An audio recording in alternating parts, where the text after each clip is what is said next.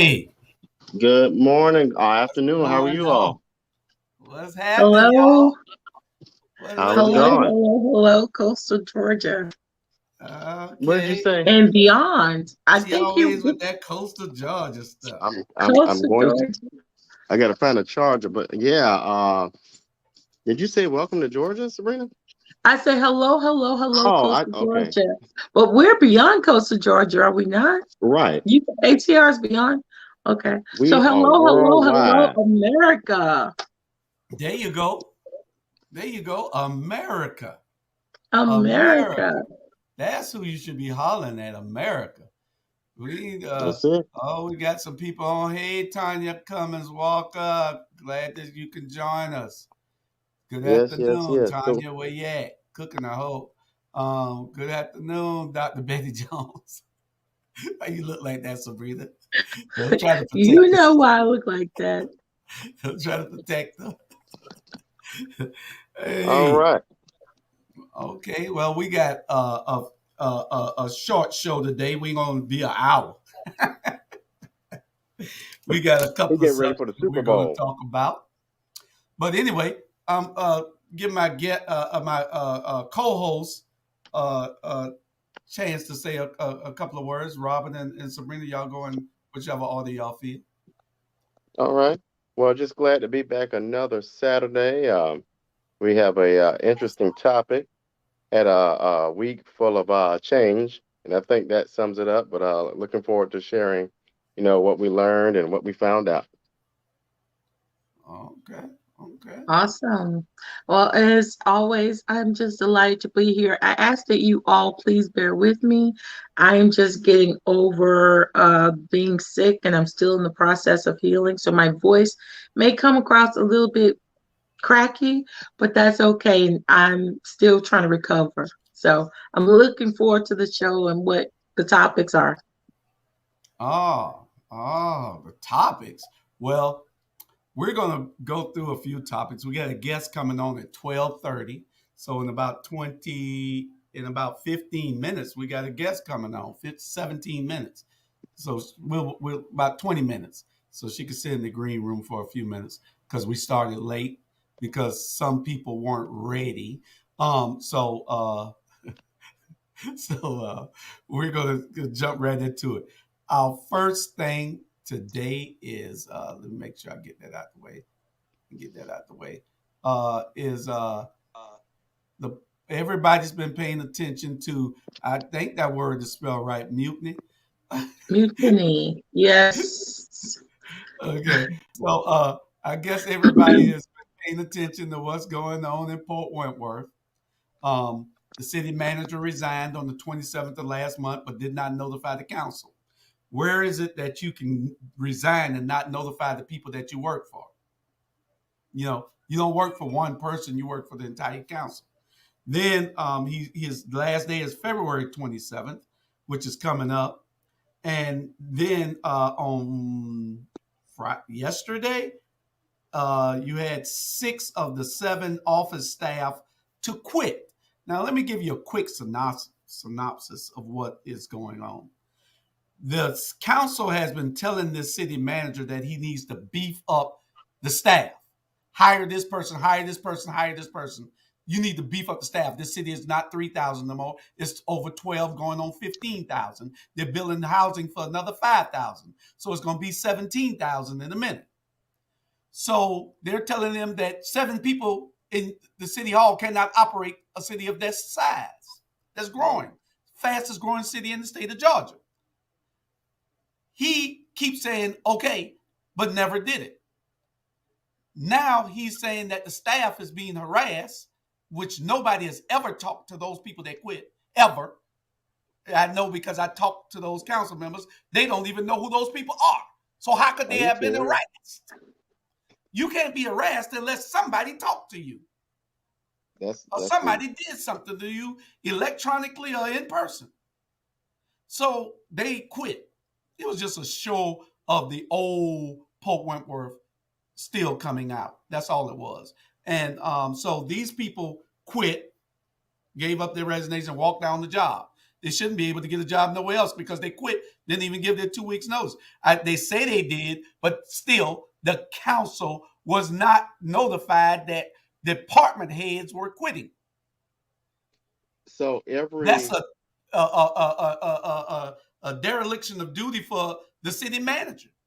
Now he's on vacation until his last day. So who gives up the keys? Who gives up the codes for the bank accounts? Who does all these things? This man probably need to be charged. I don't know. If all these people are quitting, who has access to the money, then there needs to be a forensic audit because somebody probably was stealing money. Who knows? Lord. You know, somebody probably was stealing money. So a forensic audit needs to be done. Everybody just don't quit at the same time to leave a mess. You don't do that. Every essential employee for the city basically left. No. Okay, good.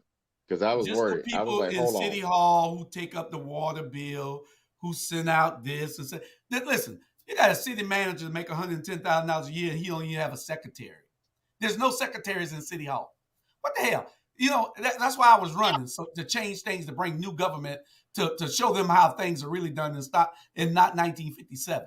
But since I was disqualified and couldn't get in to do the right thing to make the city more prosperous, to grow the city, because if you're not growing, what you doing? You dying. Yeah. If you're not growing, you dying. And they want to continue to just have a slow death instead of nourishing the city and doing what needs to be done. He claims that they were harassing, that the city council has been harassing people. What? When? And that they have not been wanting to follow the charter. Is he I guess he's senile or something. What? They following the charter. This is what trying to get done. The mayor held a mutiny yesterday in front of City Hall. The mayor. Now this is administration. This is just you in a boxing match, and you the champ, and your opponent knocks you out. You out. They have to give you smelling salt to wake you back up. You get up, and you still think you the champ. It don't work that way. You lost. You got to give the belt up. There's a different type of rule coming in now. The majority of the city has changed. Now these people voted for people to come in and do something different. He says that it's $40 million in the bank and it shouldn't be but $6 million. $40 million in the bank. You did a great job. Now let's take some of that money and build something. You want to spend $26 million on a building that you don't need. On a building that you don't need, $26 million. Really? Really? But anyway, it's a whole lot of mess going here. And if y'all didn't see it, So what do you think?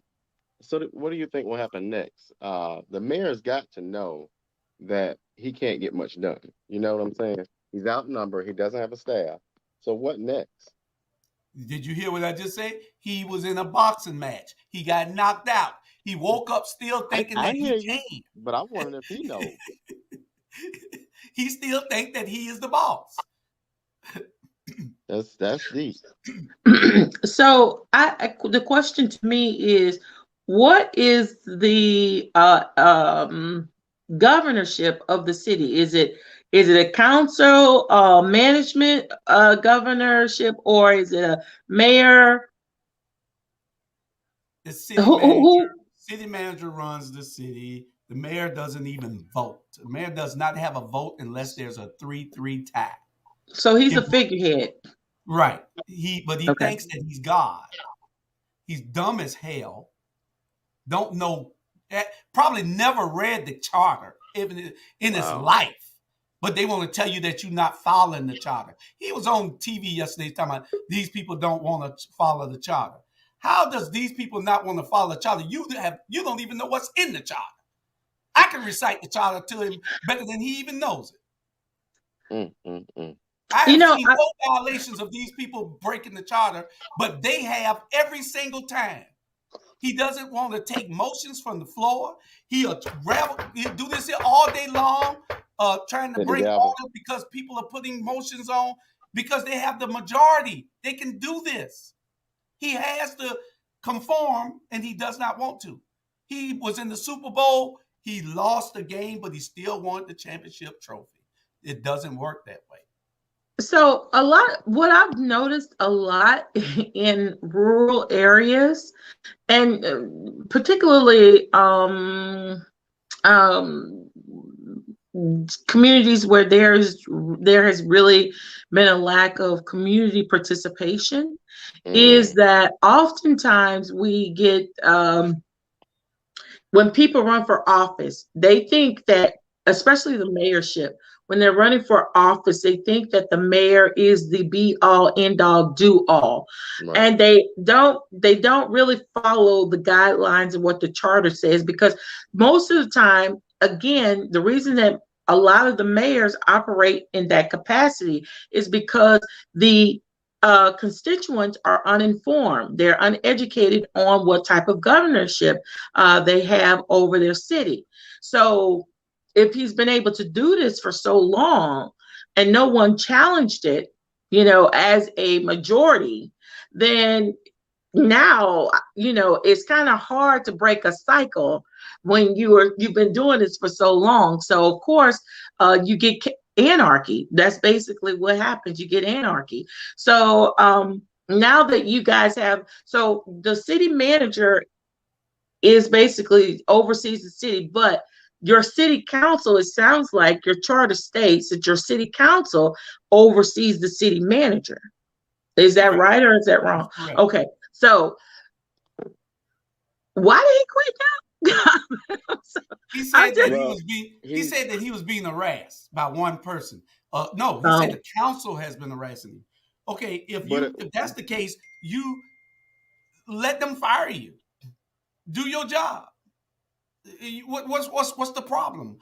Harassment. If they harass you, and the council by charter, the council has the duties of giving suggestions to the city manager. Read the charter. That's their job. The city manager can say yes or no, and most times they say yes, because if the majority wants you to do something, that's what you need to do, or Right. get out of the way. You work for them. You don't work for the mayor. But see, you get Right. people in there with this old backwards country thinking that thinks that they work for the mayor. You don't work for the mayor. The No, mayor you was don't work for the mayor. babysitted by the city attorney, who resigned also back after the election. He knew that he wouldn't be there no more, so he resigned. Right. So Right. he resigned before they took office, so he was out of the way. Now Right. you got a new city attorney, and he has not been given chance. And this council's only been in for 39 days. How could they be blamed for everything that's going on? They've met one time, twice, Well, one in that's a workshop and one in regular meeting. So you can't blame this council for 50 something years of neglect, almost 60 years of right. neglect. You can't do that. Well, change is a hard pill to swallow. Change is a very hard pill to swallow, especially, I like to use this analogy. We're waking up sleepwalkers is a dangerous thing. You don't know what you're going to get. And in this case, you're getting a backlash at the new administration because they're just learning. You're educating them that this is your form of government. It has always been the form of government per the charter. And now they're waking up, and this is shocking to them. I get that. But the thing is, as long as the council is doing what they're supposed to do, there should be some sort of line item in your charter that states if the city manager is not performing at the level desired by council, then that city manager is subject to some sort of reprimand. Now, what I'm learning is in a lot of these rural communities, small communities, there is no such thing because there are certain power bases that have made it so that the city managers are not held to that subject of administrative action. So what do? The city council should be looking at that charter with a microscope, and they should also deem if that is in that charter. And if it's not, then they need to make that a line item, because if that person is saying, well, I'm quitting, or if they see that this person is being rebellious at some point, that's when the city manager is subject to a write-up. They're no different than any other employee, except for if it's not in the charter, then that's what makes them different. But I think what's happening is for so long they've been able to kind of do things the way they wanted to. And now I think he saw or she saw the writing on the wall. The mayor doesn't have any real authority anymore. Right, And so why stick around? You know what I mean? Now I do agree it right, could have been a different way of doing that, but I think it was like, you know what? I'm not effective. Let me go look for something else. right. Or it's not. I don't even think as if I'm not effective. It's not. A city manager has a lot of power. So if I'm not going to be allowed to operate within that power that I've That's been it. used to, I don't want to be here. I don't want to be subject to oversight. I don't want to be subject to administrative action. I don't want to be subject to public, answer where I have to answer to the public in front of the council. There's a lot of reasons why people do what they do. So that could have been the pressure. How long was this city manager in place? How long was what? How long was this city manager working for the city? Since 2020, I believe, 2 years, about 2 years. Was he hired outside of the coastal Georgia bubble, Yeah, he or came from Florida somewhere. He was recommended by the, Oh the wow. city attorney that left, and then he came in. Age has not too much to do with it, but he's 75. I think we need some new blood with new thinking. So he gave up his job. He quit. He, why? I have no idea. You can't quit under pressure. You can either do what they ask you to do or don't do it, and don't do? they'll fire Yeah, you. Yeah. But if you think it's bad, you're claiming that these people are doing things against the charter when they're trying to make you abide by the charter. The charter says that the city manager shall run the city and he shall take his directions from the city council, not from the Correct. mayor. One person right, can order you around when you have five people that are the majority that are telling you which direction they want to go. Yes, they scrap things that they thought that they shouldn't have never been done, like a $26 million building that you don't need. $26 million building on the back of City Hall, really? You could build that. You could add on for $3 million. You could put the police and substation with the fire station across the street on the lot that the city owns for under $5 million. So it's wasteful spending. And you got people coming in who can think now, who are not trying to give their buddies a contract to build a building, and you don't like it. Build the ballpark. You got $40 million right, in the bank. Build the ballpark. Now, ballpark gonna cost what? Under $5 million? I don't know. That's what they're doing. The But recreational yeah, park. no, I get what Uh, you're uh, saying. Build your building. We had inauguration for this city the other day. Inauguration. You know what city we had to go in to hold it? We had to go all the way to Pula to hold What? That our doesn't make sense. inauguration because there's no place here that was suitable to hold it. So, and then you're going to talk, and you done been in there 2 years and ain't done nothing. Ain't recommend nothing. They asked him about, this city council been telling them he need to hire people in jobs, secretaries, an assistant city manager, assistant city clerk. All these things need to be done because if somebody is missing, like right now, there's nobody to take their place.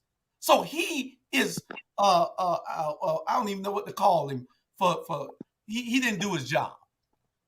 All these things should have been in place, and then he's talking about he's understaffed. Well, hell, that's what they were harassing you about. Hiring people. Not me.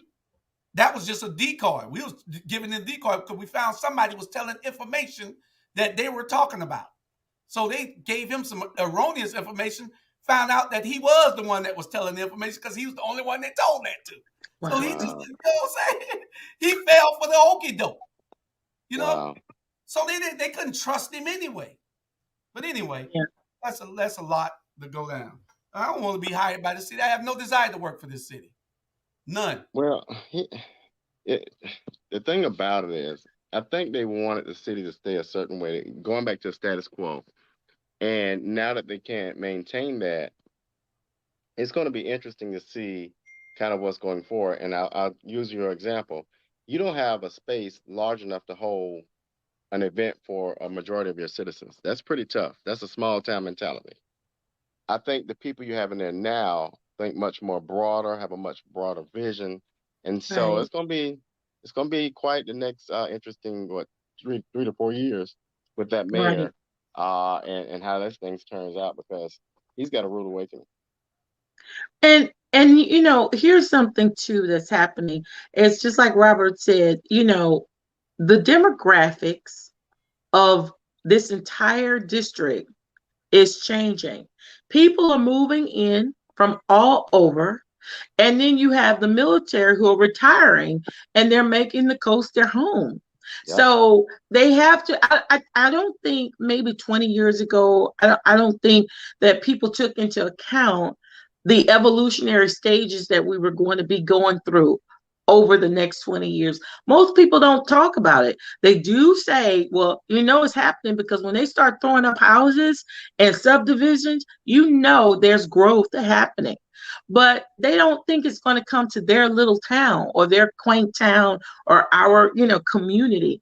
But that's just not the case. So as those things change, we're not changing with it. And what I mean by Right. that is we're not hiring the people who can act on and build upon that evolutionary process. So if you have gone through a certain stage and you're not understanding what's happening currently, with the diversity part, with the population part of the diversity part of the population, then you're not going to know how to meet the people's needs in regards to your capacity. How do you do that?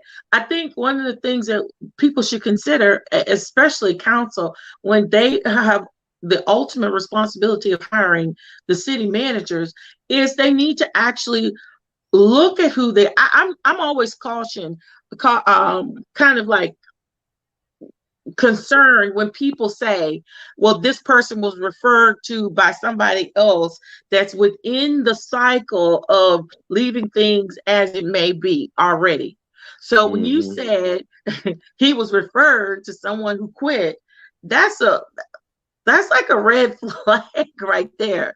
So at the end of the day, I would suggest to council that they put out a national search that for a person that no one knows, and this person has to come with background, adequate background and education, modern education, and that can help the city continue to build in a diverse capacity. That's exactly what you all need, and they know they can meet the needs of the people and the council. Well, I think they're just scared of change, and change has come. It ain't coming. It has come, and uh, we have to learn to get along, and the city has to learn to adjust. Old Port Wentworth uh, has to realize that we are out here in the new Port Wentworth, and Yeah, that we have to live in one community together, and we have to coexist together. So, in a peaceful way. yeah, If you win Yeah. a race, then you rule. If you don't win, then you can't do nothing but complain. Those people that were walked out yesterday were a part of the old regime. Those people that are complaining now are the losers of the old regime. They lost the race, but they still want to be declared the winner. You cannot, it does not work that way in America. If you lose, you do not Yeah. take home the trophy. That does not happen here. So this is what they got to understand. But they don't want to because it's seated, deep rooted racism that thinks that they cannot be challenged, that it has to be their way or no way. That isn't the way it is played. No. This is a new day and era. Yeah. if I may say this in regards to you all, see you and when you all had a contentious election, And that's what happens when you have these very hard elections, these very divided elections. You have a divided community and people take sides. And then after the election is over, it's very hard to mend that. It's very hard to mend that. And I hate that. That's one of the things I truly I hate that, because you have people who are literally picking sides as to, and that ultimately brings you to the ultimate decision. Is the city going to grow or is it going to fail? Well, the city can't do nothing but grow because the people have spoken. The people brought in change. In politics, that's just part of what politics is. Right. Elections have consequences. If you don't elect the people that you want in office, then things happen to you that you don't like. Now, take Georgia, for instance, the whole state of Georgia. The whole state of Georgia, Georgia is a blue state on paper. On paper, there are more registered Democrats than there are Republicans. It's a proven fact. But we don't vote like that. So by us Right. not participating in the process, that makes us Right? that we have to be uh, uh, uh, A red state. what's a good word for it? We have to do what they say because they are voting in a higher number than we are. They care about their vote. We don't.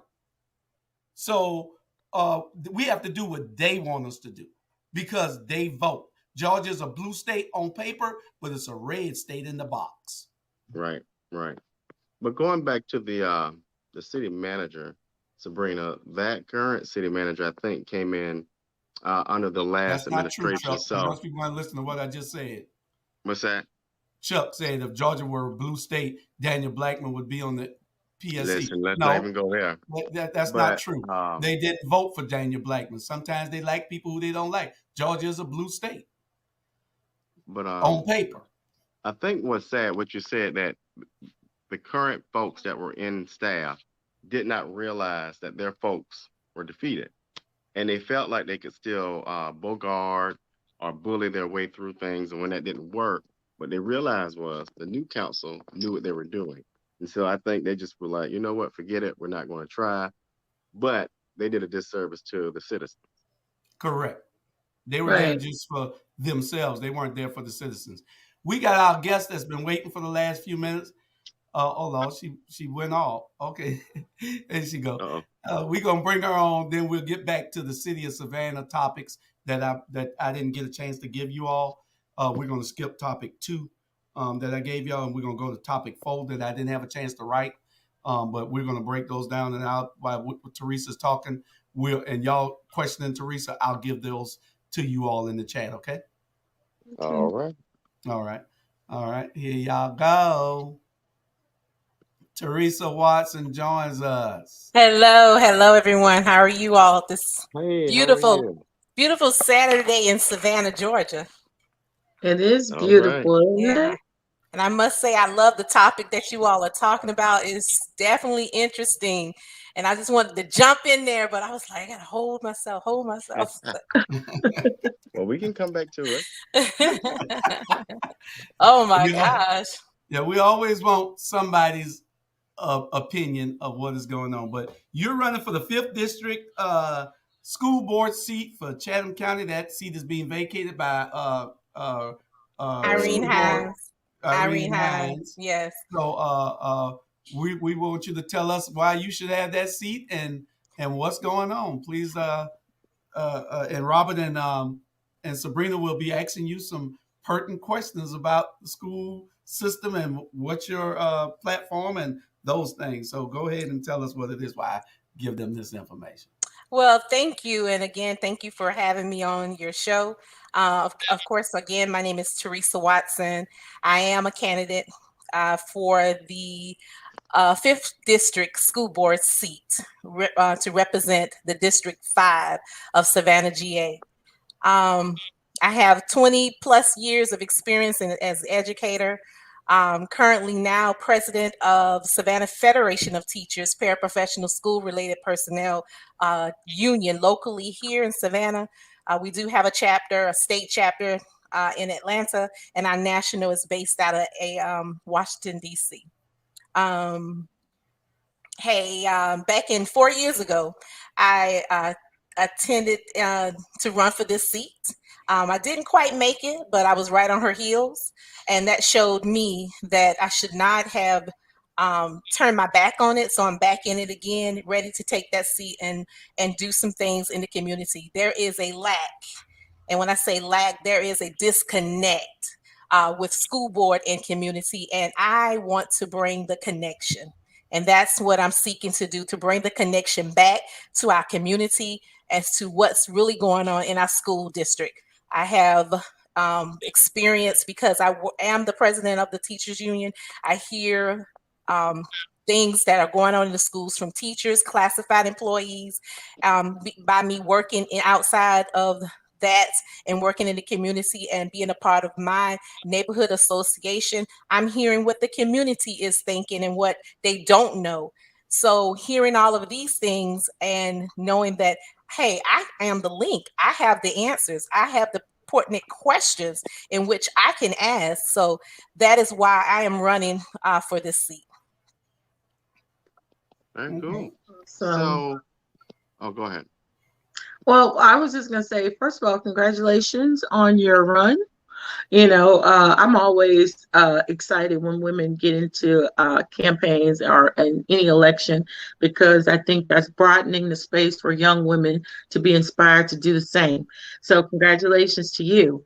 My question is, how long has the incumbent been in the seat? Too long. And 4 years ago, it was like 14 years. If I can remember, it was like 14 years since then. So we know that we're pushing almost 20. She's been in that seat. And go ahead. Sorry. She's just resigning from the seat. She is not going to return to be reelected. Right. Yes. Okay. Great. Oh, okay. That's what I want to add. Okay. And do you have competition? Of course. Yes, I do understand. I have two individuals who will be running in this race against me. Yes. Okay. And the district that you'll be representing, what's the demographics? The demographic is, to be honest with you, I know that it's more African American than the other races. However, and when I deal with that area where it's the old community like Tatumville, Liberty City. You'll pick up Cloverdale. No, we hadn't picked up Cloverdale as of yet, but understand it is coming. So it's that old community of who is left of African American people who I know are professionals who do vote, and they're very concerned citizens about their vote. They take their votes, very serious. Right. Okay. That was Y'all keep asking them questions now. So who's your competition? I understand there's this young man named Paul Smith who recently is the pastor of Bethlehem Baptist Church, who recently was ordained to be the pastor there. I think he only has been 6 months in. And then there's another young lady who I understand did work for the school system as a paraprofessional, special ed paraprofessional. I don't know anything really about her, but that her mom is a doctor who did some volunteering with the school district at some time, and that's all I know.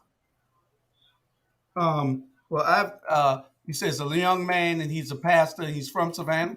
Yeah, he has roots in Savannah. Actually, he's a graduate. Has he been a part of the weeping time? Has he stood up with the few pastors that we have that's been a part of that? Has this pastor been in the community? I don't know who he is. I've never seen him. I'm everywhere, and I haven't seen him. So we're going to ask this Paul Smith to come and be on the show so you can tell us who you are, because I don't know you. I've never heard of you. And what are you doing in the community? I'm just a little distrusting of some pastors these days. Y'all don't want me to start. Y'all don't want me to start. No, please don't start. Yes, please don't start. Here's what I say, Teresa. Again, I'm excited about your run. But one of the things that my children are grown. My children are grown. They've been out of school for quite a bit, and and I've always thought in my mind that you know, I remember when I was in school, I didn't even understand what a school board did because Mm, we didn't even see our school board. There was no interaction with the school board. There was nothing, you know. So as time has went on, my son, my oldest son, did have some issues in school when we moved here. You know, I did try to access our school board members at that time to talk about the situation, and to no avail. So as my children grew, and they're now grown men with their own families, um, my thing was, I hear a lot about the school board, especially now with CRT being out front issue, and then you have the rights for transgender students being an out front issue. You know, I think I've always thought that the school board makeup should adjust with modern day times. I'm very progressive. Mm-hmm. So I'm always thinking that someone needs to be there to help implement legislation that's going to Mm-hmm. speak on the currency of what children are experiencing at in today's right. time. And a lot of times what I've heard from parents is our school board can't relate because Yeah. they were teachers from X amount of time, or they've been in seats for so long. Again, evolution plays a role in everything that we do, and we as the voters have to be aware of that, and we have to support the evolutionary times that our children are experiencing. So if that's, and when I say evolutionary times, I'm talking about progressive Mm-hmm. minded candidates, because none of us are going to be here forever. And if we're going to really make a path for our children, then we need to get behind those people who are taking their own little shovels and digging in the hard stones, trying to create that path. So, I mean, other than that, I wish you the best of luck. I really do. Thank you. Just to add to the position of being the board member, and shame on those board members that, and especially person who represented your district, did not reach out to you, because that's our job, is to reach out to our community to find out what's actually going on.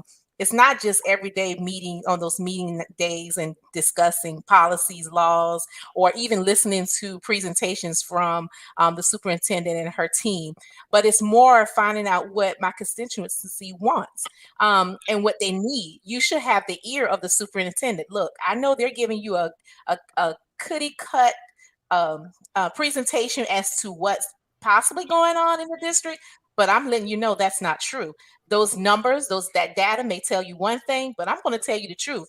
This is what Hmm. happened at this school. This is what's happening at that school, and it's not happening. They may give you these numbers to make it look good, but we need to ask the hard questions. One thing I know, and I'm going to just speak on, I'm not just saying this because this is Julia's wife, but Dr. Tanya Howard Hall asks those necessary questions. She goes deeper. She makes them come with the right answer, and she makes them go back when she's asking them those questions. Well, you giving me this. What about this? How did you arrive to that answer? And that's what we need. We need people on there to ask those necessary questions to get that feedback, and so that we can be able to take it back to our community, take it back Right. to those teachers, and make sure that they understand why this is happening, why our school board is going on like it is. It's time for a change. And those people who are sitting in these seats for all these long time have not done that. They always agreeing. Well, I think that's a great presentation. I'm pleased with it, but you never ask and dig a little deeper. And like you said, we do need to pull out our shovels as people who sits on these boards, on any board, and dig a little deeper. And that's the things Right. that we need to do to make a change. Right. So let me ask you, what are a few ideas that you have, if elected, what are some things you would like to maybe do differently Mhm. or change at the school board? for the students? As far as the school board representatives that are elected now, as if I was elected in what I want to change the dynamics, or As could in you? for the student success Oh, policy? Yeah. definitely. Well, I definitely I do believe in don't reinvent the wheel, but add to the wheel to make the wheel go a little faster. I do believe that, because once you reinvent it, um, working in a school district, they have tried any and everything. It's You can ask any teacher. Any teacher, the district has given us this. They say this is going to work. It's not working. Now we're going to get Mm, rid of that. We don't invest all this money into it, and nothing has changed. My thing is to stick with something that that every party can have play a part in. Ask the fifth grade teacher, is that working in her classroom? If it's not working, what can we come up with to make it work better? And start always talking about spending, spending, spending. You would be surprised at the very small thing that those teachers know and in that classroom that they can use does not allow that won't cost them a thing. But nobody is asking them their opinion. Nobody is asking parents to PTAs. Nobody. I'm not saying, I'm not putting it down. I don't want that to go out there like that. But nobody is asking these parents to come to the table and sit down and let's have this conversation. As a right. as a elected official of the Board of Education, to sit on that board and to represent the fifth district, I would be that person. I would be that person to collaborate with the parents, with the school board, and create some type of group where we can come together and sit at the table and talk about issues of things that are working and not working, and then present those ideas to my colleagues, to the superintendent, and ask, how can we utilize this information that we have? And so Right. I just let's go back, because we did speak about the governing body. So so people know Mm-hmm. Yes. how the school board works. Right. The school board, then the superintendent. The school board has no say so. My understanding, school board representatives who are elected do not have a say so as how the superintendent runs her schools. Correct. They, You and I can't get want people involved in day-to-day operation. correct. However, However, yes. Go ahead. Go ahead. I know what you're going. Go ahead.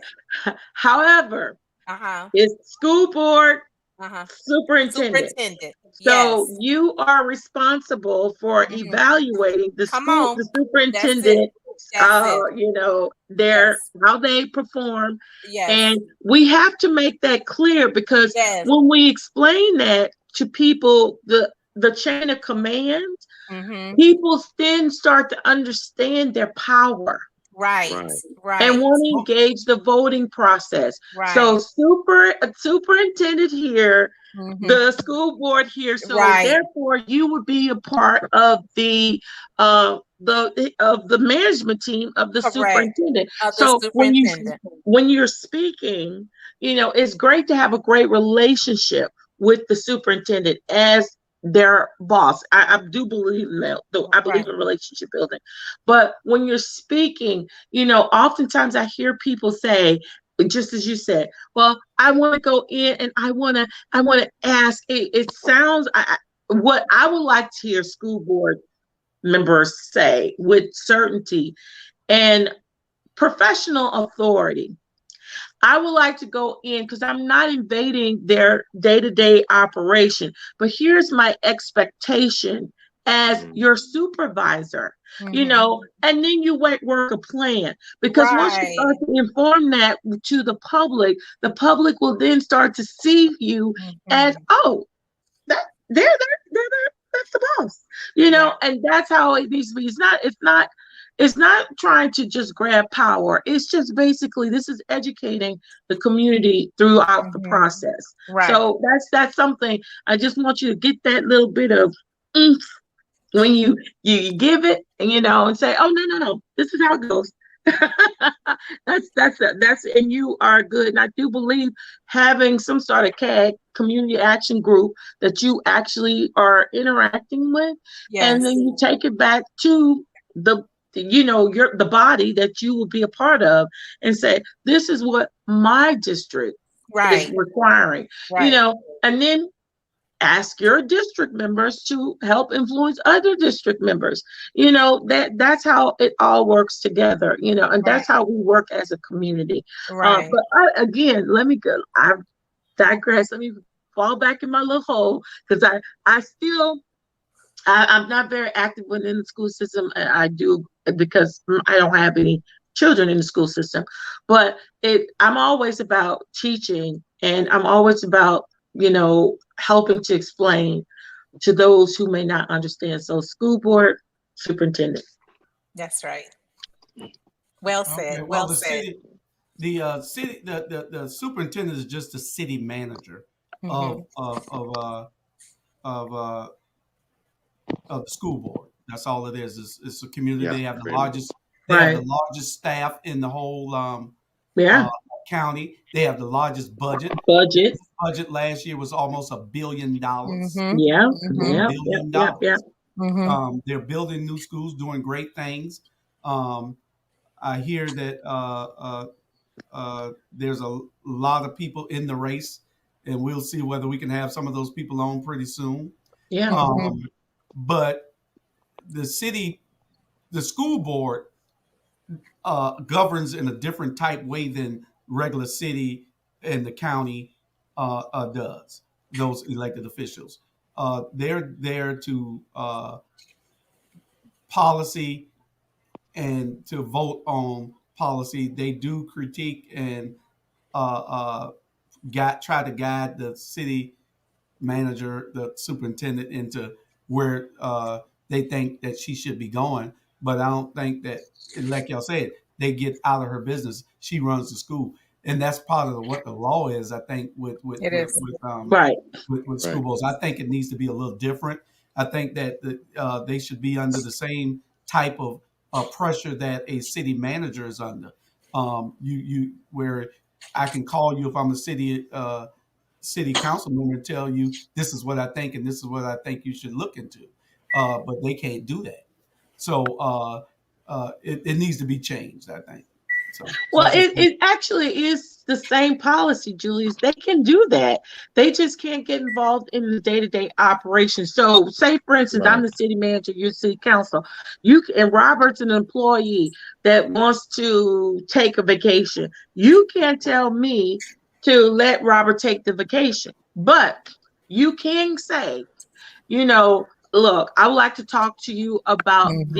a personal leave overall and how it could be more effective toward the city. Hmm. And you're not telling me Right. to give Right. or not give Suggestion. Robert Right. that, but Right. Exactly. you are doing your Right. job in your capacity. Right. So we Right. gotta be very specific with language because it's very confusing when we start to take away the power of the people who could one day be you, me, our grandchildren Right. of these that hold these seats. People Right. start to disengage. So we got Hmm. to be very strategic Hmm. and very straightforward in Hmm. basically outlining these responsibilities of these elected seats and officials.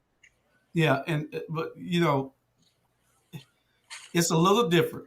Believe me, it's a little different than the city. It looks the same, but they stay out of it. Period. The I can city, you can understand. call, yeah, you can call the city from us being a city attorney. I mean, being a city council member, Well, and yeah. call him and talk about any issue.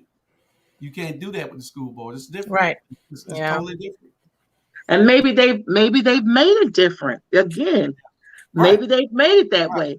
But it's about harnessing up the power that comes with the seat.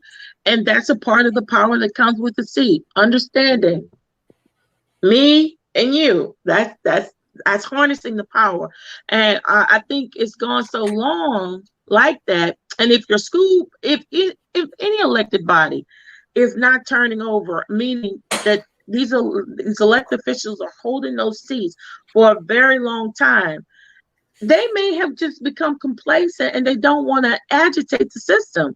It's worked for me. It's worked for me this long. And I've heard people say once they've come in and they've taken seats that you have the older seat holders or the longer seat holders say, well, let's not do it that way. This is how we've been doing it.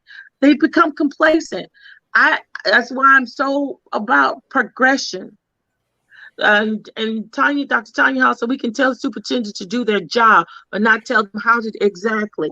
They're paid handsomely to do their job, and are qualified to do it exactly. You cannot tell me how to do the job, but you can impart your thoughts Impart my on thoughts. how, your recommendations. They can take it or leave it, and that's with every governing body, elected body, everybody.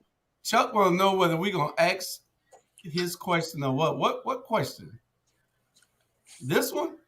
Faced Faced with a with a capital capital. expenditure bid, would prefer the lowest overall cost or the best value for the community. Faced with a capital expenditure bid, I'm not certain if he's Sounds talking like a about an statement. RFP contract. Is he talking about a contract?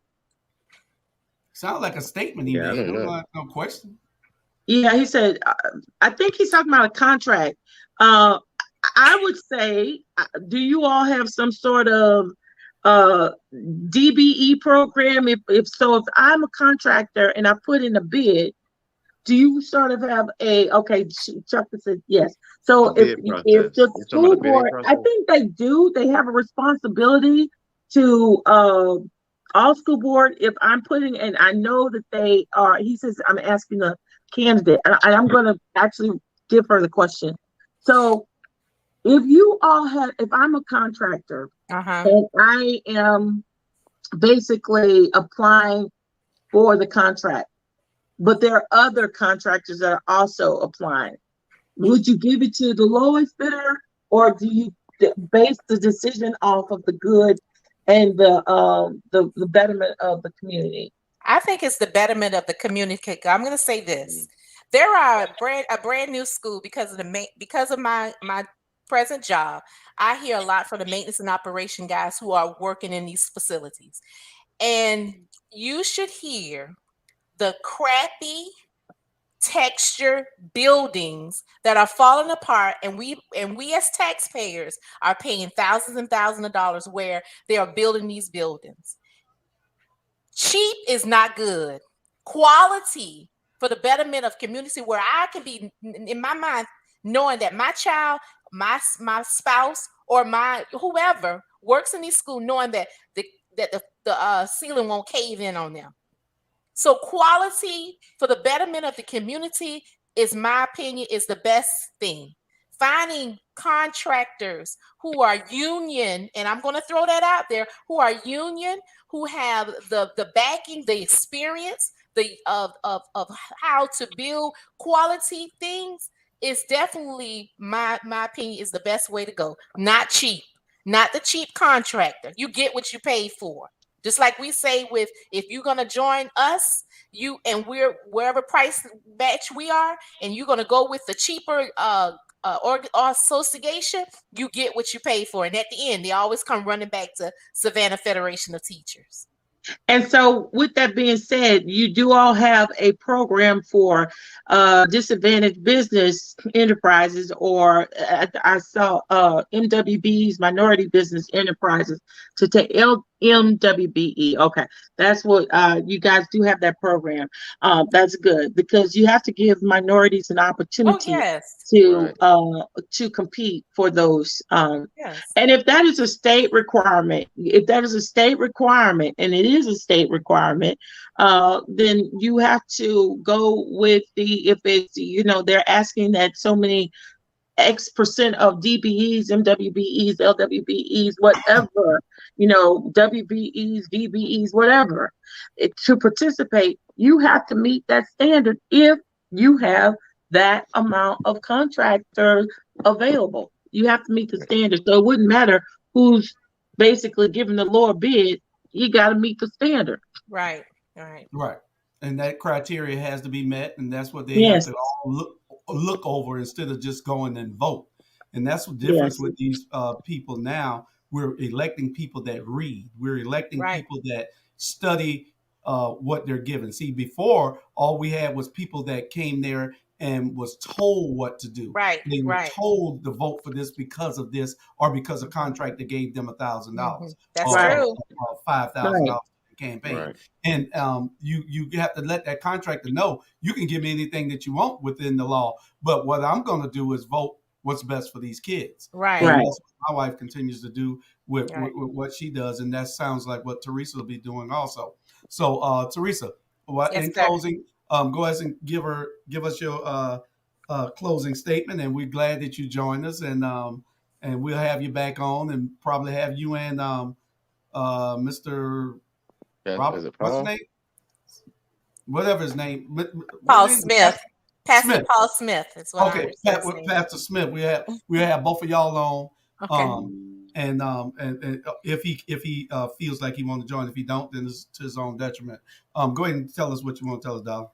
Well, again, my name is Teresa Watson, 5th District, running for the 5th District School Board seat. And I hope that you will vote for me as the elected candidate who will make a difference and help me to make a better schools for a better tomorrow. Thank you again for having me. And how can they Thank contact you. you? You can contact me by Teresa Watson, 5th District at gmail.com, or you can contact me by phone, 912-373-5919. Okay, and Better Savannah probably be calling you, so because they're a big policy. You see the questions Chuck asking, so he'll want to know all these answers. So get ready. If I'm Savannah, ready for Chuck. I'm ready for you, Chuck. All right. so be ready. Him Yes, and sir. John don't play. Okay. So okay, then thank you for coming. All Thank right, you. all Bye-bye. right. All right. Okay, okay. We got one other subject that's on the board from this week's city council meeting Okay. in the city of Savannah, which happened on Thursday. It's in your private chat, and a number of things happened. I watched that, and it was just disgusting to see how uh, just vote and do what you're gonna do, because you don't have to show all the faces every time somebody speak, frowning up and being short with a person. Just if you don't like it, then that's what you're there for. You already have the majority to do what you want. My main topic was my main point. One of them, I had about 4 or 5 of them, was uh, Van moved Keisha Gibson Carter. She You're done right. touched Yeah. the wrong button. She touched the wrong button trying to look into the private chat. Um, Van removed Keisha from sitting next to him. Alderwoman Keisha Gibson Carter, from sitting next to him, and moved her to the end by Alicia. So I guess he said, "I leave them two down Yeah. there." That was pretty tough. Yeah, which which he shouldn't have done. It's kind of like immature move. He took Well, I her wonder from why he didn't. sitting next to him and put her down there. And then he moved Nick Palumbo next to him. Right next to him. I mean, what did I miss? I'm sorry. I'm still learning Uh, how to work StreamYard. uh, Keisha Gibson Carter is she's the Post alderwoman for the one. city of Savannah, for post one at large, and she was the what was it, the for the council, Chair of the chair of council. the council. She receives all lawsuits, all that kind of stuff. But they removed her because from the chair, not from her seat. She's still on the city council, serving the city of Savannah the way that she was elected to do. She Mhm. advocates for the people every single day. So Van, after they removed her from being the chair, she didn't want the responsibility of receiving all the lawsuits anyway. Why the city being sued so much? Well, all cities be sued, but Yeah. he moved her from by him to the end over there where Alicia and Purdy is at, and so um, so I'm trying to figure out, why would he do that? Why Oh, would I he? was going to ask, why? What happened? Well, I wonder why he didn't push them to all the way to the end, the post seat ladies, and push Purdy over. But I guess he wasn't gonna be that petty. Well, I think it should be this. The mayor pro tem should sit on his right side, or his left side, rather, and then his right or left, whichever he prefer, and then the two at large should be next. The two at large seats, because they're elected by the whole city. Hmm. You I get know, what you're saying. they should be sitting next. Those four people should be sitting next to each other. Then the other five. All the people. Yeah, all the people from the other districts sit outside of those four. This should be the mayor, the mayor pro tem, and the two at large, and that's the way. And that's those four seats should be next to each other. They're representative of the pecking order of the council, but they don't do that because he has drowned them out with his Yeah. majority with the district seats, and he does what he wants to do. But my thing is, you replaced a black woman on a council that nothing has ever been brought up about the history that was made. Nothing, nothing at all. And that takes me back to Paul Wentworth, the first black city attorney in the history of the city, and the first black city attorney outside of Atlanta. And the news media want to talk about some people losing their quitting a job during the pandemic. Who the hell quit their job during the pandemic on a job where nobody's bothering you? But anyway, going back to the city of Savannah, nothing was ever said about the historical fact of these five black women. First time in the history of this state, I believe, that five black women sat on the council. First time in the history of this city that five black women sat on the council. First time in the history of this city that of the city of Savannah that seven black councilmen sat on the council. It's almost like you're scared that you're black.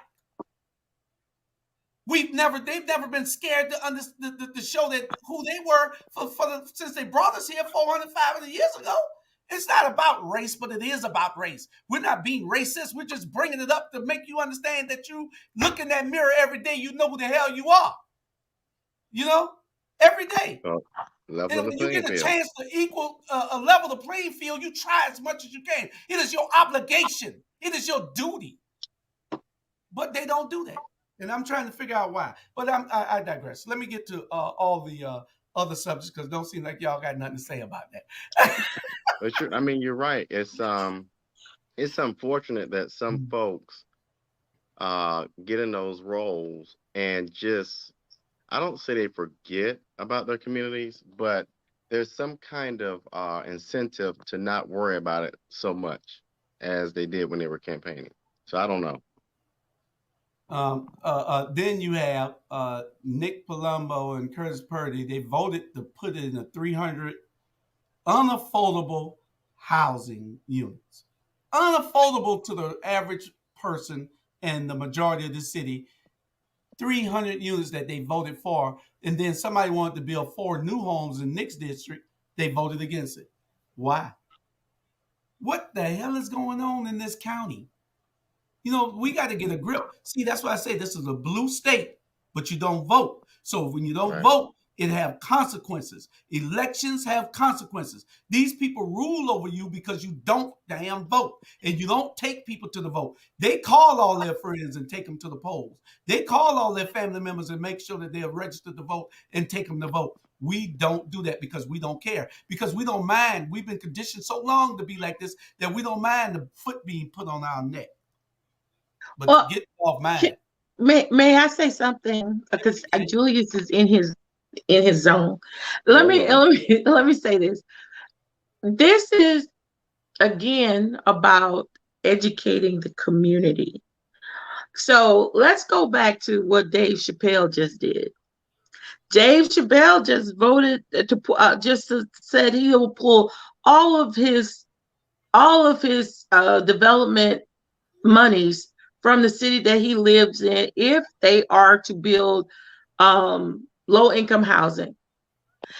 This is literally beyond a black and white system.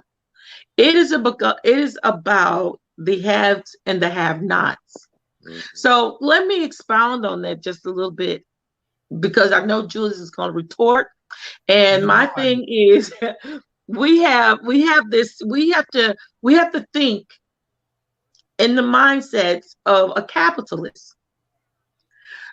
This is a capitalist society. So what do capitalists do? I just want to make this comparison right quick. one of the things that the Republican Party does so well to get the very poor Republican to come out and vote for them, no matter how rich they are, is they make them feel as if they are one of them. One of the things that we need to learn, and that's something that I've been talking about, we need to pick up that tab. One of the things that oftentimes what happens with people that we know and they tend to take on elected seats is there's an immediate, as soon as they assume that role, there's an immediate cutoff from the people who don't have. So what we have to do is understand and energize that base of people on what happens when they are literally being played. Because that's what the Republican Party does so well. So well. We have to be able to make folks galvanize to the fact that, look, your needs are being impeded upon. These people are basically, hey, Mr. Smith, how you doing? I also watch how some of these people get out and they're speaking in public and then they start calling those folks names. That makes me feel like I'm somebody. So even if I am not voting in your best interest, I feel you've made me feel like I'm somebody. But we have to make them understand that that's all gimmicky, and ultimately I'm not acting in your best interest. It goes back to the education. We have to educate our community on what these politicians or candidates, because I like to say that they're candidates, these candidates are basically laying in front of them. Are you truly walking the walk, or are you just going to talk the talk until you get to where you need to be and then you leave me alone? That's what we have to do. Yeah, are we electing those who are walking the walk? I mean, is that what we're doing? Or we just like to talk? That's what we try to do. We try to elect those people. Robert, you had something to say on this before I go No, I on? was just telling her they'll come back in the next election season, and that's when you'll see them pop up again when they want to talk. Yeah. Well, if I'm for candidates that are about the people. I'm for candidates that are not about a sense of entitlement. I am not about anyone basically just talking to me because I've never, you feel like oh, I need to run for the seat because I'm from here. That's another big topic that I've been talking about. I'm from here, so I know best. No, I'm actually looking for qualifications this time, and I need to see how you are going to represent me, because ultimately these people are our voices, our representations. So if we are to send either crazy, unfair, biased, misogynistic, racist, whatever you deem these characters to be, then that is what you are, because you have supported this person to get in the seat to be your voice. That's basically what we do. My turn? Yes, go ahead with your retort. Listen, you do know that they're lacing the marijuana now with fentanyl, right? Yes. Dave Chappelle is a damn crackhead. Don't tell me nothing about what Dave Chappelle doing. There's other people out there with money. Dave Chappelle Julius, don't focus on Dave Chappelle. I use that Dave as a Chappelle can stepping do stone. anything he wants to do with his money. He can disinvest and reinvest, whatever he wants to do. But we got to get these people that we do control to do the right thing. Yes, these celebrities need to be on point and doing certain things in the community to give back, because we give so much to them. I love Dave Chappelle, one of the funniest people on earth. But I don't listen to whatever Dave Chappelle say. That's his money. He made it. Let him do what he want to do. But I do have a choice on whether I will help make him any richer. So thank you. That's my point. I can disinvest in him. So that's the point. We should do that, maybe. Because if he doesn't care about our community and affordable housing for the people, then what the hell we caring about him? Now, had he said, I don't want any there, but I want to build affordable housing over here and I'm going to do it out of the goodness of my heart and out of my pocket, then fine. I would understand him not wanting it in this district because this is how he'll make money here, as long as it's not gentrifying a neighborhood Right. and him putting it over here, then fine. But other than that, Dave Chappelle is not a crackhead, but he's a pothead, is what I meant to say. Jesus. He's a pothead. That's what he does. I love Dave Chappelle. I love Dave Chappelle. But listen. I get your passion, Julius, but what I'm saying is this: it is beyond a black and a white thing. Because I use Dave Chappelle symbolically. He is a stepping stone. So I can see why in my neighborhood, I can see why the point is parity. Thank you, Rebecca.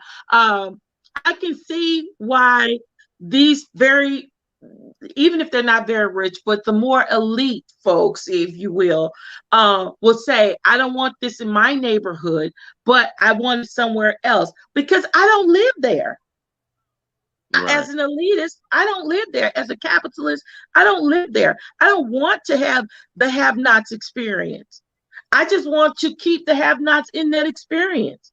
That's basically what we have to look at. So as the have-nots, what we have to, as the haves, we have to educate the have-nots if we are going to truly change the system on the playbook, because it is a script, it is a playbook, and it's changed over the years. You may have said we went from segregation to integration.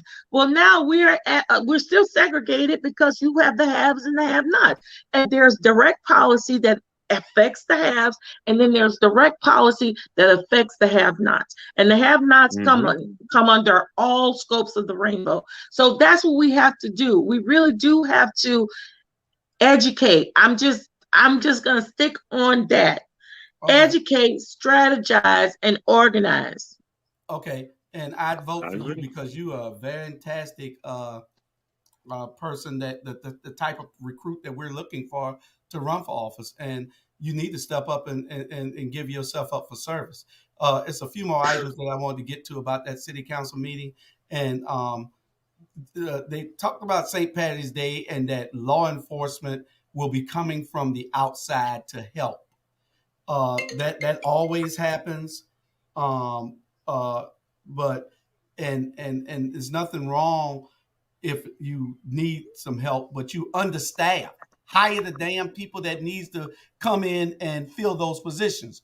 You got law enforcement coming in from outside for St. Patty's Day, but you don't have law enforcement coming from the outside to help you with all the gun violence going on in this county, in this city. What's wrong with these people? What are they thinking about? You can't do something for one segment of the community and don't do it for all. We have a problem here with gun violence. We have a problem, and you bringing in extra police for St. Patty's Day so we can all get drunk. Well, I'm not going to be down there, period. I'll be at my house. Wait. But well, here's an idea. I agree with you. I had to work it when I was bullied, so I didn't want to go 30 years ago, so I don't want to go now. But you don't have that perception that you're caring about the welfare of your tourists and those drunkards down there, and you don't care about the citizens outside of that environment. And Van is even contributing to the shortage. He has his own personal bodyguard who's a sworn police officer. He go get his lunch, breakfast, dinner, whatever he got to get, snacks. He go get it. Chauffeurs him around to his functions.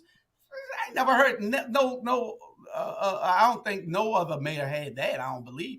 If somebody tell me, somebody straighten me. I don't remember none having that. But you know that officer could be on the street stopping gun violence. They hired a gun violence czar the other day, a gang violence czar, a crime violence czar. My partner, John Bush. I love John. He does great things in the community. But he's going to need a lot of help. he's going to need a lot of help. He's going to need Yeah. all of us. He's going to need everybody in the community trying to help stamp this out, because if we care, then we should help him. You know, and the one thing about this police chief, he's never, I guess he just shows up at events. He don't really give a damn about here. He ain't from here. Van ain't from here, so he don't really give a damn about here. You know, all he's doing is building property and buying property and making his retirement fat. But anyway, yeah, I talk about everybody on this show. This is what But the thing I about agree this with show you. is we keep it real and we tell the truth. You don't like it? That's what the watchdogs do. All the other shows, we might joke and laugh with you, but we're going to bust your ass on this one. Listen, let me add this, Julius. Go ahead. I agree with you. I think a good solution to what you said, though, would be removing our officers from traffic duty and letting GSP kind of manage traffic duty until we get our numbers back up on our force. Because I agree with you. We got to get that crime and violence under control quickly. And I think that's the way to do it if the partnership could be worked out. See, that's your first platform item. Hey man, that's why you are running. That's why you're running. I can't with you today. You know, that's why you're running. So we need fresh ideas like that. Yeah. To come in and ask the sheriff department to step in and do some of the traffic and do everything else. The patrols to have that visibility. Back in the day when I was there, we had the trap unit. They were going around doing all these things, bum rushing these corners with these boys sitting out on the corners and everything. It needs to be something different. They need to go back to doing some old stuff, because the new stuff that they came up with, it's not working. Whatever it is, sitting back and watching ain't working. You waiting 2 years to arrest somebody on some charges when they done killed 5 or 6 people in that 2-year period. No, you can't do that. You got to move when it's necessary for you to move so you can save somebody's life. That's what we put you there for. You know? Robert, this is your... I have a request. Go ahead before we get to the last subject. Can we please, kind of like remove the fact that someone is not from a certain place away? Well, I understand, because you're not from here, but you're good. I'm not from here. You're good for some people that come in, Sabrina, they come in and they don't care. All they are opportunists. You're not an opportunist. You are for the betterment of your community. Right. We see this in you. That's why we deal with you, because you are for the betterment of it. That's why everything that you do, we are part of, because you have that passion to help people. But most times, if you're not from somewhere, you don't understand it. Like I said, if you're not growing, you dying. Right. And that's just a part of life. But yes, okay, I'll please. Thank you. I just say that because you got some good people. Yeah, we do have some good people that are not from here, and they're really trying to work hard to change the dynamics of current day. And I just, I thank you for dealing with me, Julius, the way you said. I love you. You're my sister. You're my little sister. Thank you. And what I really would like to see in all of our communities is I would really like to see the people take a more stronger position in what's happening. I mean, it's great to see us on TV. It's great to see us talking about it. But what I know is true. There's a lot of fear in the community. The worst thing that can happen is nothing. That's it. If you see something, we said about guns, if you know gun violence, if you see something, say something, that's the same way it should operate in politics. If you see something and you know it's not right, say something. Now, here's the issue. Again, most people don't know it's not right. Most people don't know it's not right. So if you're not someone to, like we get a second and third opinion on our medical health, we need to get a second and third opinion on our economic health. If we suggest, if there's something that raises hair on the back of our neck because someone has told us something, go ask someone that is willing to explain it to you and not their version. People can have their own version of a story, but they can't have their own version of facts. That's just point blank, period. That's correct. We got 8 minutes left, and we got one subject. I know Robert wants to talk about it because he was real mad about this subject, and It's I'll about be able. the other day we had councilmen and councilwomen, council persons in city council chambers, jamming and dancing Oh wow, and clowning around. And that's you, Robert. I know you posted man, something that was a about it, lot. so you can go ahead and talk about it. No, I'm gonna Was let it you a go ahead party? because you could probably explain it better than I can. Basically, you would have thought the chambers were a karaoke bar or a concert hall, and it was just. I would send it to Sabrina really quick. I'll text it, but it was just really alarming to see that, and yet you want to call out Alderwoman Gibson Carter for ethics violation. I'll send it to you real quick, Sabrina. Can the people see it too?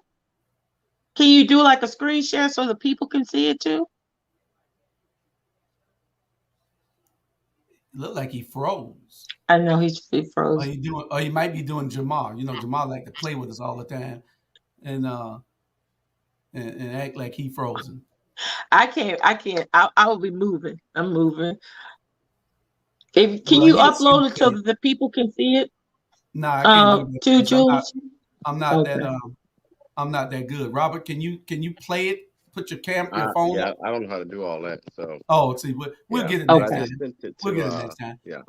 With the last 6 minutes, we like to just go over some of these uh, comments. I haven't been able to look at them because I was in the chat looking at the agenda, so I wasn't able to look at this here. The last anything you want to go over, Sabrina? When you hit it, Yeah, then let me I think know. you did a good job of that. Dr. Grimm said Ah, NIMBYism can be thwarted with inclusionary zoning. I agree. Sure. Mr. John McMaster says he's watching. He says recruit her. you. Me? I'm like her, recruit and playing the capitalist game with the rules as they are written, as is why you see crabs in a barrel situation, and that is Rebecca Rose. Chuck Fagan driving Miss Daisy. John McMaster's counsel's crime stats are dreadful. Let's see. John McMaster, 75% staff, police department. What the heck? Rebecca Rose, being here too long corrupts too long. Being in any seat corrupts too long. Yes. I do believe in term limits. I see Linda and she's not right. John McMaster. I'm not sure. Who's Linda? Linda Wilder, Linda Wilder Oh, Brown. I I see thought you Linda, said I'm Linda. and she's Did he not say right. that for real? Okay. You should run against. Let's No, draft no. her, John and Chuck. Mr. Draft John her. Fagan said Let's you get should her in run there. You against should run Barbara. against. Yeah. Let's get the hell out of there. Thank you, Chuck. Get the hell out of Thank you there. for that vote of confidence. I appreciate it. Lord. What you say after the research? Got to do the research. Got to do the Okay, polls. I so do we are appreciate it. drafting Sabrina. Give me a water out of there, please. We're drafting Sabrina I'm so honored. to run, and you got some very good views. We just hope that once we put you in there, that you don't turn into Al Williams and stay there 22 years. Lord. No, let me tell you something. One of the things that I am certain about, I believe in term limits. I believe in term limits. I believe staying in any place too long, you get comfortable. Uh, uh, let's go, Justin Frazier. Let's retire your Godfather. I believe you stay in any place too long, you get comfortable. As a military spouse, I've traveled, and I like to be able to travel. So, I just don't believe that anyone should go in. These seats are evolutionary. We go into a space. I don't believe that we should hold it for more than 3 terms. And then I don't believe in also grooming somebody to take my space, because if I'm a terrible politician or an elected leader, why would you want to replace me with a mini me? That is horrible. So yeah, That's a good one. That's a good one. You're right. You're absolutely right. Don't groom somebody if you're a bad politician. yeah. Edna Jackson has absolutely See, he no had to go there. reason to groom nobody. They ain't supposed to be grooming anybody because he's shown when he's finished after 20 years, he can get his city retirement. He have a county retirement, and he's got plenty of property that he done got up, so he can go back to New York after Lovely. 2024, January 2024. We sending you to New York. Believe that. New York. To New York. Julius, you always sound like you from New York. Your accent is so strong. Who is Justin Frazier? He running against Al? No, he's there. There's a relationship there. Oh, Justin is one of our Linda Dietrich campaign on bringing term limits. Now all of a sudden they don't. Yeah. I believe in term limits. I believe in term limits. I believe in term limits. Yeah. Okay. I believe in term limits. Well, I thank you all for joining us. Yes. We had a ball, Robert. Sabrina. We did. We did. I didn't know what to expect this morning. Yeah, I didn't get the agenda because I had an emergency I was dealing with, too many of them, and so I had to do this in a few minutes. So, and I wanted to make sure we get that city council stuff out from both city councils, Savannah and Port Wentworth. Any last words, Robert? But I was going to say, this show, we always have more of a conversation piece. Yeah. And that's why I really don't do the question part, because we do a good job just having a talk about things. So that's my last thought. All right. Sabrina? Again, thank y'all for, I won't say inviting me to the space, but creating a place for me and dealing with me. And now I'm being promoted and recruited. I feel the love. Better Savannah will be calling you to see whether you want to go in. You talk real good. So John and Chuck, y'all give Sabrina a call, get on the show so we can get her in the office somewhere in one of these districts. That new Senate district runs through Hinesville, don't it? That's true. Yeah, so let's look at it. There's all kind of possibilities. You can probably take it.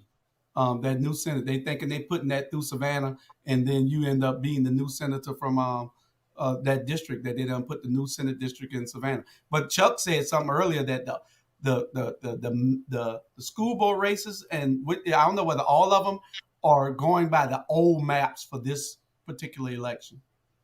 You mean I yes. think they will change before the election. I believe so. Chuck already read it somewhere. Oh, okay. Yeah. I only think, how many more minutes do we have, Julius? 1. Well, let me say this real quick. I need Chatham County. Chatham County, listen to me, please. We got a lot on the line right now that's coming through with this current election. I'm not going to say, that you guys are not important, because we know how important you are. But let's be so important that you are remembering the entire coastal Georgia are basically voting in this process too. So let's not just think about Savannah. Let's think about the entire coast when we're making decisions. Let's make smart decisions for our next Democratic leader. And I appreciate you. All right. The next Democratic leader, Chuck them done talk you into it. Watch Better Savannah. Also, people, make sure y'all watch Better Savannah. 6 o'clock today, we got Pastor Leonard Smalls. What's the third? Is the day Saturday? I think we got Grover Thornton tonight, also at 7:30. That's his first show, right?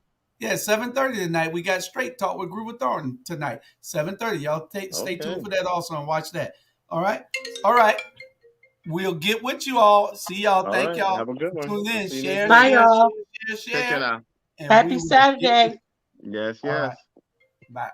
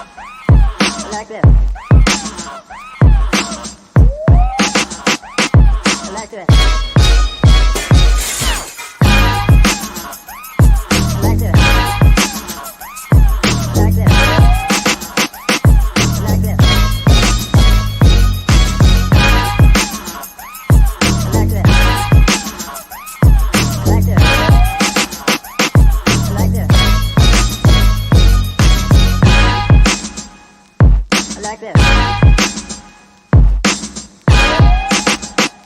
I like that.